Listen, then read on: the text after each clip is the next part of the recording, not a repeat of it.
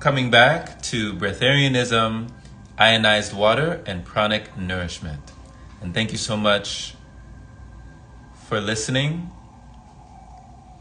Let us proceed. Prahlad defies materialistic science. The enigma of Prahlad. Throughout history, certain spiritually advanced individuals have exhibited powers that defy conventional understanding. One of the most compelling cases is that of Prahlad, a yogi whose claims push the boundaries of what we believe is humanly possible. Since the age of 11, Jani has reportedly not consumed any food or water, a claim he attributes to a divine vision in which a goddess blessed him with this extraordinary ability. Jani's life and the phenomenon of Breatharianism he embodies challenges the very core of materialistic science and forces us to confront the mysteries that exist beyond our physical world. Living without food, a glimpse into a higher vibration. The Breatharians, like Jani, seem to have transcended the physical need for sustenance, existing instead on the subtle life force energies around them.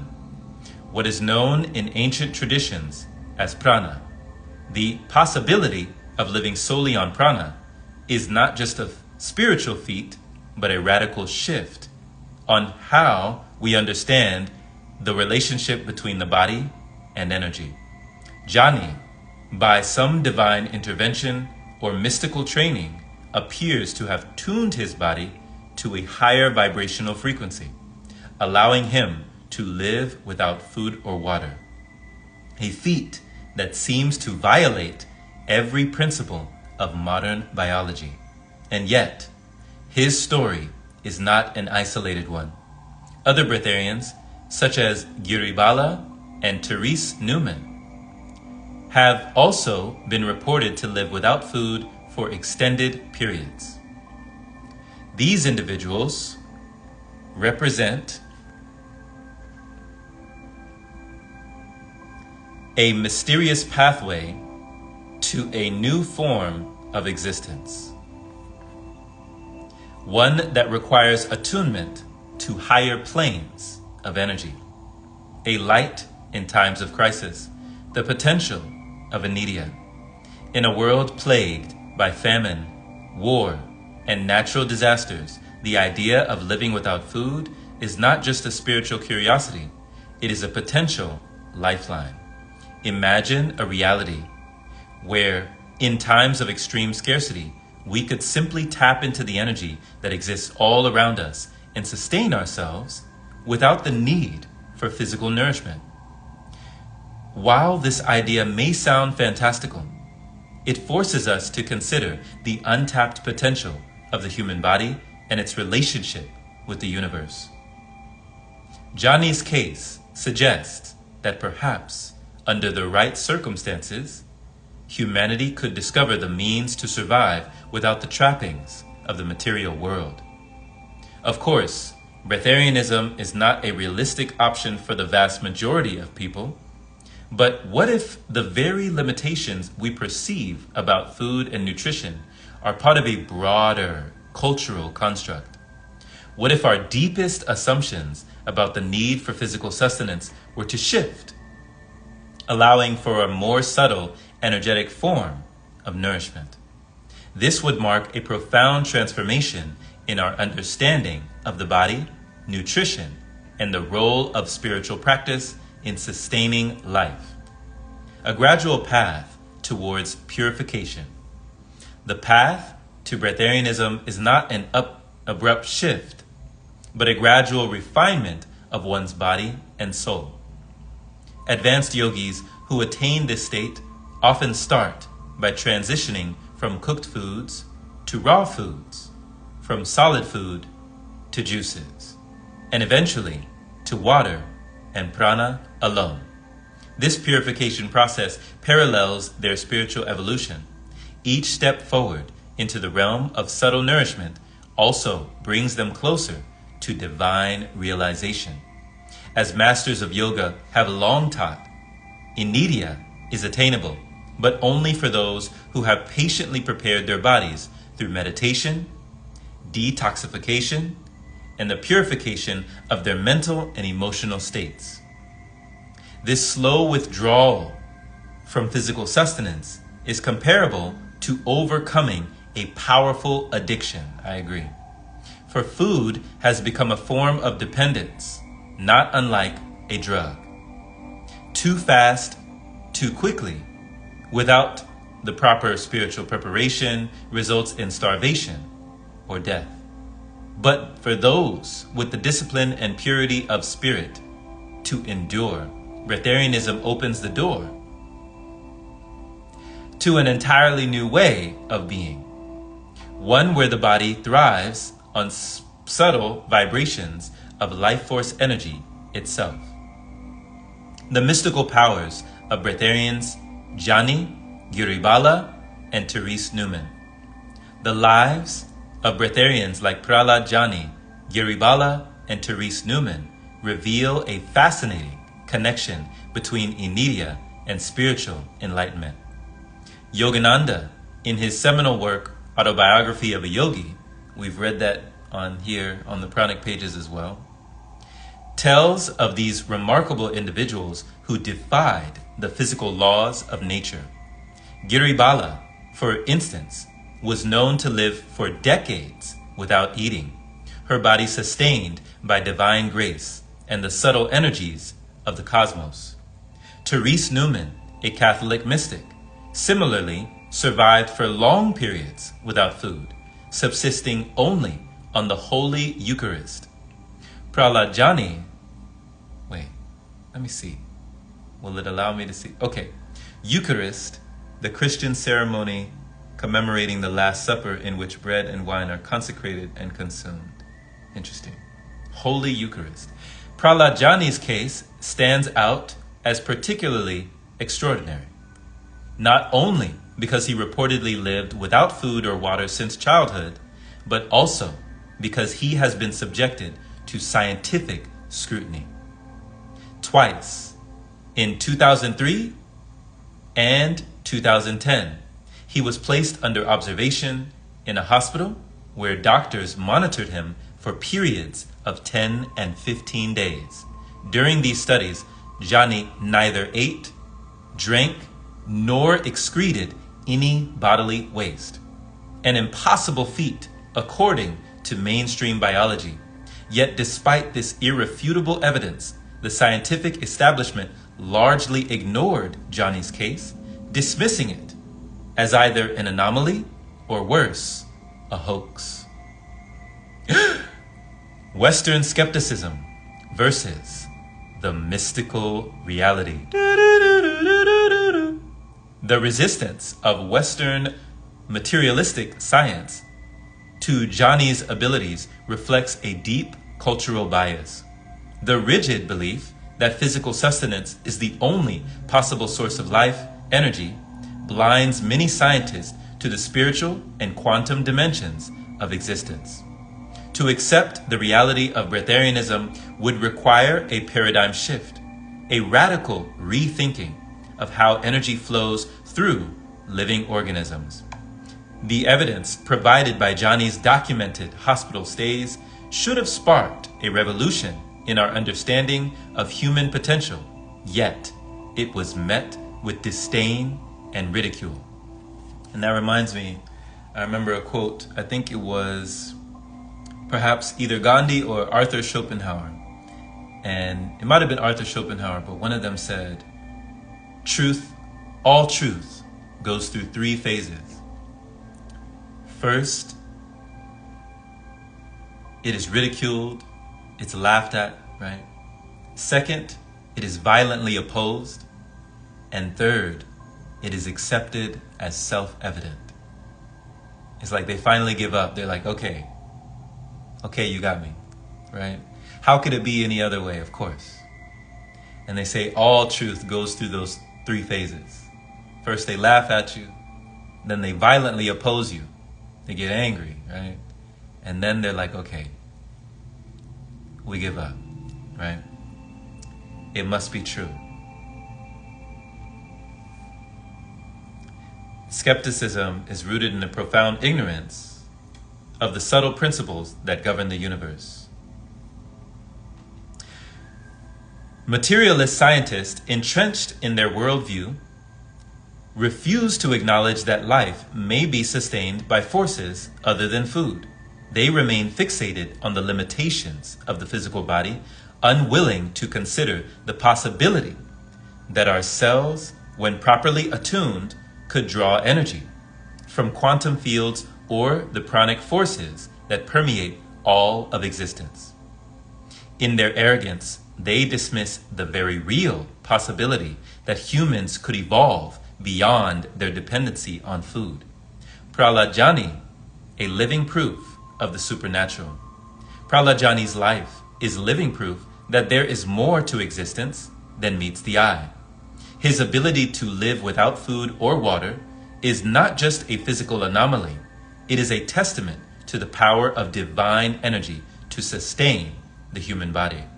Jani himself attributes his breatharian state to a vision of the goddess Amba, whom he describes as an angelic figure. This connection to the divine reveals the true nature of breatharianism. It is not a biological trick or a survival mechanism, but a spiritual gift bestowed upon by a select few. And I'm of the opinion, and I'm of the school of thought, that it's not the select few, right? Not the chosen few, but the few who choose. I feel like you can choose. It's a choice. The subtle energy that sustains breatharians like Jani may be connected to the very fabric of the universe itself. What physicists call dark matter and dark energy. While these forces remain largely mysterious to modern science, they may hold the key to understanding how life can exist beyond the limitations of physical sustenance. Perhaps Jani, through his divine vision, was granted access to these higher energies, allowing his body to operate on a different vibrational frequency. Beyond science, the spiritual legacy of Prahlad. Ultimately, Prahlad life offers a glimpse into the vast untapped potential of human existence. His ability to live without food and water challenges the very foundations of our understanding of the body, energy, and the universe. Yet, beyond the scientific curiosity, Jani's story carries a deeper spiritual message that the human soul, when purified and attuned to the divine, can transcend the physical limitations of this world. For those willing to open their mind to the mysteries of existence, Jani's life is an invitation to explore the farthest reaches of human potential. He stands as a reminder that there are forces at play in the universe far beyond the grasp of materialistic science, and that the true power of life may lie not in what we consume, but in the divine energy that surrounds and sustains us. Is dark energy a logical explanation for breatharianism? The idea that someone like Prahlad could live without food for decades is mind-boggling. But if it is true, how could this be explained? Modern science might have overlooked a subtle but powerful force that could provide a plausible answer. Dark energy, an elusive force permeating the cosmos, could offer a foundation for understanding how Jani and other breatharians sustain themselves without physical nourishment. This mysterious energy, often referred to as quantum energy or vacuum energy, is responsible for the fundamental workings of the universe. It keeps the very atoms spinning, holding together the fabric of reality. Even though this energy is imperceptible to our senses, it is always present, flowing through space like the endless waves of a vast ocean. Physicists are just beginning to understand the complex nature of dark energy, hinting that space itself is a multi-dimensional web. Some theories even suggest that space is curled in up to 11 dimensions, providing a substrate for electromagnetic waves, much like the atmosphere carries sound. If light requires a medium to travel through space, could dark energy be that medium? Could this enigmatic force also sustain life in ways we cannot fully comprehend? Imagine if our cells could somehow harness even a fraction of this energy. It could theoretically provide endless sustenance, allowing one to live without the need for food or drink. For Johnny, this inner light, a vision of the divine he experienced at age 11, may have been the key to unlocking this quantum energy. Through his meditations and spiritual practices, he seems to have tuned his body to a higher frequency, allowing him to tap into this infinite source that mystics call God. The cosmic energy source, tapping into the infinite. What Prahlad Jani and other spiritual beings, what Prahlad Jani and other advanced spiritual beings appear to do is not unheard of. Both modern physicists and ancient yogis agree that we exist in a sea of energy. We always say that every day we do Qigong, right? When we talk about the ocean of energy, a sea of Qi. This energy has been known by many names across cultures and eras. Prana, Qi, life force, lifetrons, bioplasma, zero-point field, or orgone energy. Whether we are aware of it or not, this energy permeates everything and sustains all life. The yogic science of Inidia, living without food, may be tapping into this ever-present energy field, especially during long periods of fasting or meditation, when the body's reliance on physical sustenance is minimized. For those who master the art of living off this cosmic energy, it becomes apparent that food is not the ultimate source of life. And I want to highlight just a little key here. He said, for those who master the art. So when you see it as an art form, it changes the perspective, you know, like something that you can get good at. What sustains these individuals is a more refined energy, a vital life force that exists beyond the physical.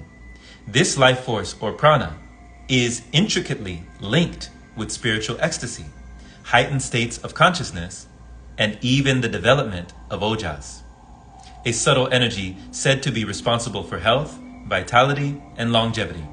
This refined energy is nourished not by food, but by breath, meditation, and spiritual practice. It is real, powerful, and accessible to those who elevate their awareness beyond materialism and connect to the infinite field of creation. Why breatharianism seems impossible to most people? Why then does the idea of breatharianism seem so impossible to most people? The answer lies in the lifestyle we lead.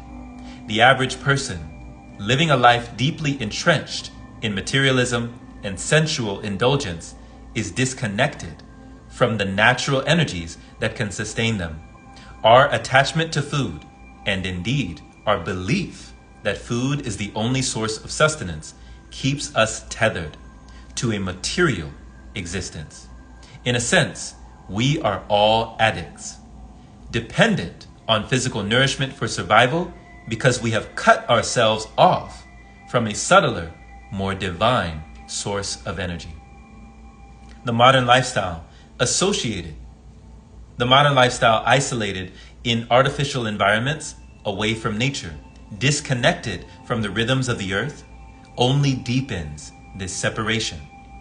Instead of attuning to prana, we live in concrete jungles and artificial lighting, immersed in technology and overstimulation. We forget that the ancient masters lived in harmony with nature, meditating for hours, absorbing the energy of the universe. Now, I want to touch on this just for a moment. When he talks about meditating for hours, I didn't really understand this until I went and did a Vipassana retreat, where we spent 10 days in a row meditating for 10 hours a day for 10 days in silence. No talking, no reading, no writing, no conversing, nothing else.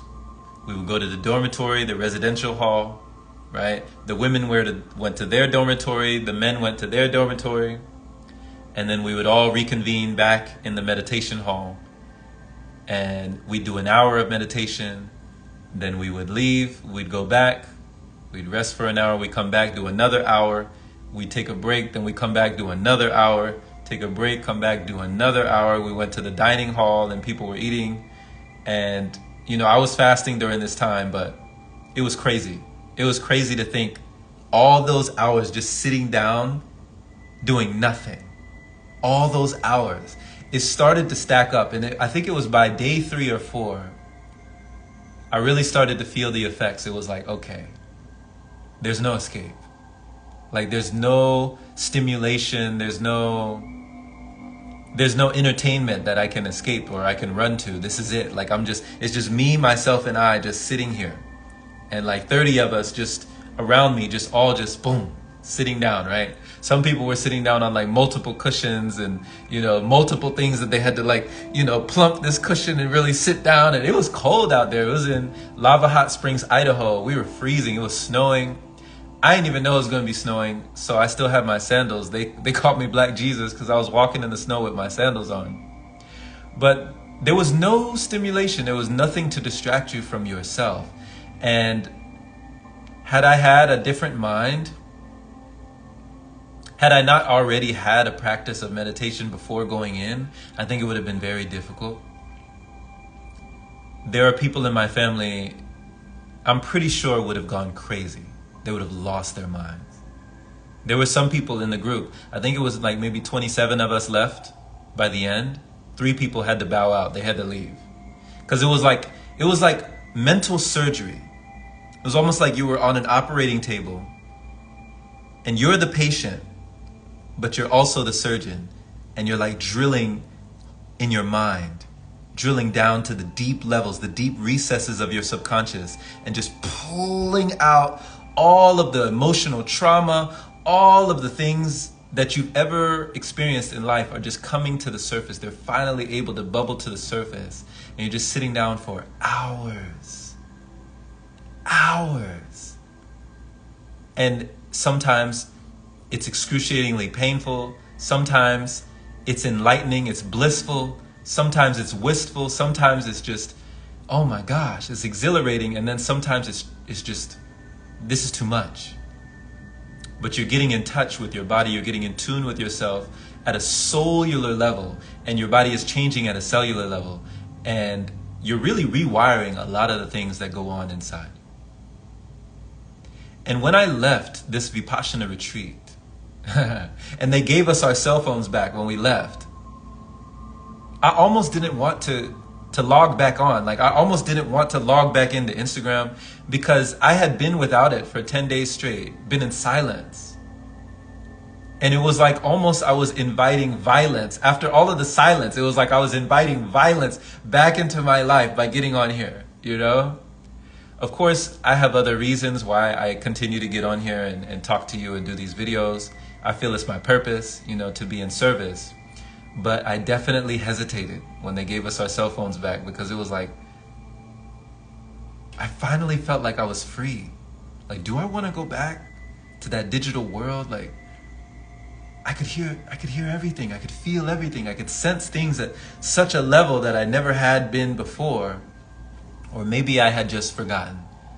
And that's the message. It's like, what if we've just forgotten? And what if all of this is just a reminder? Like how they say we're just walking each other home. You ever heard that? We're just walking each other home. So that was something I was thinking about. We forget that ancient masters lived in harmony with nature, meditating for hours, absorbing the energy of the universe. I definitely can see that as a possibility for sure. I feel it's a knowing. Like I know this. Breatharianism seems an impossible concept because we have lost touch with the vital forces that once sustained us. And we've heard this before as well. It's almost like a long lost lover. You know, you've divorced with the energy, but now you're reconnecting, you're reunited, and it feels so good, right? A marriage, you're renewing your vows. And if you're cleansing the body, you're renewing your bowels, right? Come on. In this way, those who reject Breatharianism often do so because it challenges their fundamental beliefs about life, energy, and the nature of reality. They rely on logic based on physical evidence and measurable outcomes, failing to recognize that the profound truths of existence often lie beyond the reach of scientific instruments. The yogis, the mystics, and even the great saints have long pointed to a reality beyond the five senses, and Breatharianism may just be another manifestation of the greater truth. Examples of spiritual masters living without food. Throughout history, many spiritual masters have demonstrated the ability to live without food, surviving solely on the life-giving force of prana. One of the most famous accounts of Anidia comes from Paramahansa Yogananda's autobiography of a yogi, where he recounts the story of Giribala. We've read that story here. A saintly woman who lived without eating for decades. Like Prahlajani, she too was able to access this infinite source of energy, living in perfect health despite her lack of physical sustenance. Yogananda writes of her extraordinary state. As a social courtesy to visiting disciples, she occasionally accepts fruits or rice cooked in milk and clarified butter, but she has no need for them. Other breatharians, such as Therese Newman, Srilanga Swami, I need to look that one up, haven't heard that one, and modern day examples like Akai and Camilla, I've heard them, have also claimed to live without physical nourishment for extended periods. These individuals are not anomalies, but instead point to a higher state of being, one that transcends the limitations of the physical body. They are living proof that the human body is capable of much more than we typically allow it to achieve. And that's a key word. I like that word, allow. It's like you're giving yourself permission, right? To go past the common vision. Giving yourself permission to receive pranic provisions.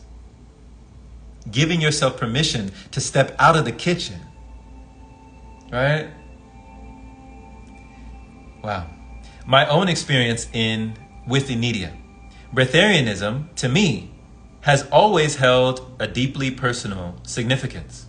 In the late 1970s, when I first learned about this phenomenon through the book Survival into the 21st Century, we've read that one here as well, I was desperate to find a way out of the intense suffering I was experiencing. My food sensitivities and digestion problems were unbearable, and the accompanying anxiety and depression nearly drove me mad. I can definitely empathize. The idea of living without food seemed like a potential escape from the agony my body was going through. Whenever I fasted, I found relief. The mental fog cleared, and the unbearable brain symptoms eased. But fasting for extended periods left me feeling too weak and undernourished to sustain it. Common sense eventually told me that complete abstinence from food was not the answer, at least not for me. I needed to find a more balanced approach, which led me to the 1 meal a day plan. You know that as OMAD, 1 meal a day, supplemented with regular fasting and a focus on electrolyte balance. This approach, which I've elaborated on throughout this book has allowed me to maintain both physical health and mental clarity without overburdening my body with excessive food. While I may not have reached the level of a true breatharian, I've discovered that less is often more when it comes to nourishment, and that spiritual sustenance plays a far more significant role than most people realize. Now, let's just touch on that just for one moment. Spiritual sustenance plays a far more significant role than most people realize. Now, just think about that. Spiritual sustenance. The food that the eye cannot see. What do they call faith? I was raised in the church. They always talked about faith. Faith, right? Like faith is an acronym for following all in thy heart. Faith, having faith. The evidence of things hoped for, the substance of things not seen, right?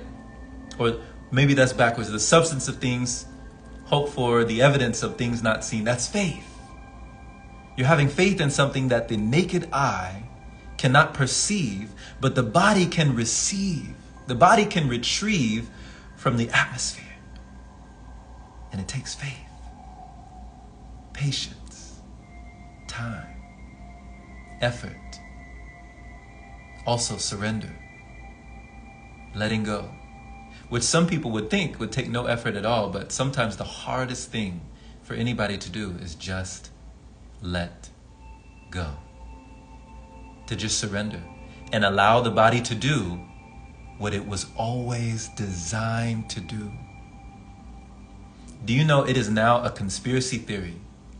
It is now a conspiracy theory to believe that the body is able to do what it was always designed to do. You know, they look at you crazy now, huh? They say, oh, you a conspiracy theorist. What you talking about? We have to eat. We have to. We'll die. Right? You look crazy. Now, no one looks crazy when we're just at the buffet, right? When we're at Golden Corral, and I was eating all of those meals. I was stuffing my face at Golden Corral, at Ryan's, at China Sea, at all these buffets, these Chinese takeout, and all of this stuff. When I was stuffing my face with the lo mein, with the spaghetti, with the linguine, with the angel hair, with the fettuccine, right? No one looked at me crazy when I was stuffing my body, when I was bloated, when I had all that gas, when I was constipated. Nobody looked at me crazy with all the inflammation, right? With all the frustration, with the constipation. Nobody looked at me crazy. But the moment I stop and give my body a break, whoo! You crazy! Are you crazy? You're gonna stop? You're gonna actually give your body a break? You're gonna give your digestive system time to rest? Are you crazy? Breatharianism is a tantalizing concept, offering a glimpse into a higher reality where energy flows directly from the source into the human body.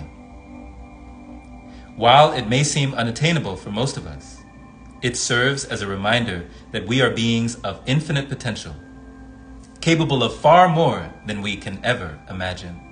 The masters like Prahlad invite us to explore this potential, to reconnect with the cosmic energy that surrounds us, and to transcend the limitations of the physical world. Let's go ahead and we'll pause right there. I think that's a good place to end our note. That was an awesome reading. Thank you so much for listening. Thank you so much for listening. You know, this is my first time reading this as well. So we're reading this together. I have not read through this book before. So every day is new. Every chapter is new for me as well as you. So thank you so much for all that you do. Thank you for all the support. Thank you for everyone who's been picking up all the Pranic books, the Breatharian books, taking a look.